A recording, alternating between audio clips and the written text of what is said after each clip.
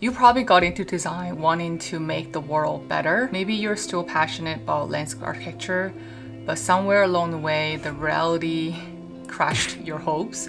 If that's you, you're not alone.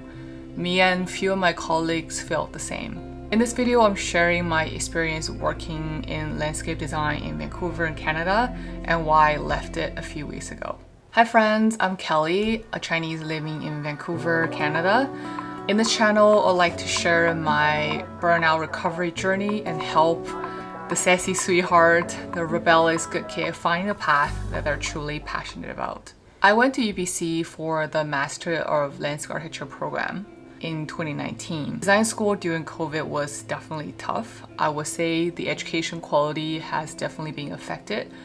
But nonetheless, I kind of powered through, got my summer internship and the full-time position not long after I graduated. At first, I was excited, really passionate about growth, learning, design, and honestly hungry for mentorship in the industry. But the reality hits really quickly. There wasn't a whole lot of mentorship. Design work usually are assigned to senior staff. And when I did get the chance to design, I didn't feel like I got a lot of support along the way. Tight deadlines, demanding clients, and not enough pay is really hard for me to keep up with Vancouver's cost of living. And in my first year after I graduated while I was working, I worked really hard to pass those layer exams, which is landscape architecture restoration exams. I wanted the license. I really wanted to be a real landscape architect. But I got stuck kind of chasing a specific type of experience in one of the firms. And the last firm that I worked at did give me the experience, but the work felt meaningless at the end. I wasn't improving public lives. What I did was fulfilling what the clients wanted. I spent most of my time redoing the design over and over to meet what the clients wanted, and sitting in front of computer all day long did not help either. At some point, it just felt like I was selling time, not selling value, and not giving value either. It started to feel like I was wasting my life. And don't get me wrong, the people that I worked with were really kind. They were very supportive when they can. You know, they were doing their best, but the work itself just wasn't fulfilling anymore. Then things got worse. I got very irritable. I got anxious, kind of zoned out in meetings, even though I was hiding a lot of that while I was working. Then I kept forgetting that I was doing a task in the middle of the task.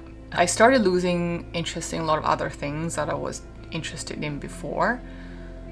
My sleep was messed up, and one night I just broke down crying on the thought of going back to work again. So that was a moment that I thought I needed to change. I met with my doctor and I went on medical leave not long after that. So during that leave, I didn't really optimize anything. All I did was go for walks, write something in the cafe, and then rest. It was so hard deciding whether I should go back.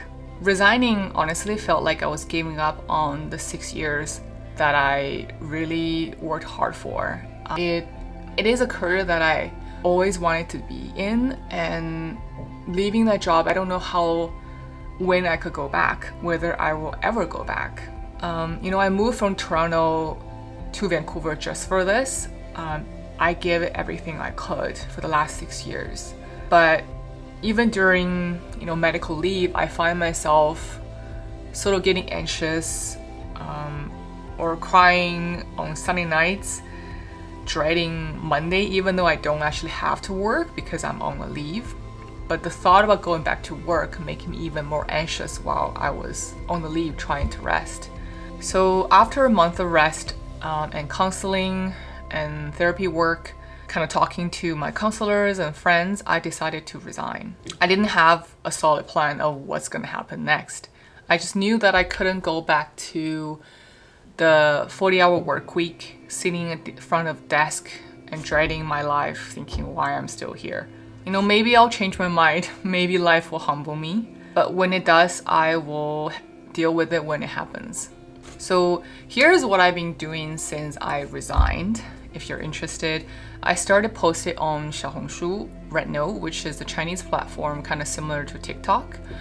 Kind of recording my depression, burnout journey and how I am kind of moving forward along. Surprisingly, I have over like 2,000 followers on that channel, and I made a small income doing an advertisement for a shopping platform. I also did PRK laser eye surgery. I'm still recovering from that.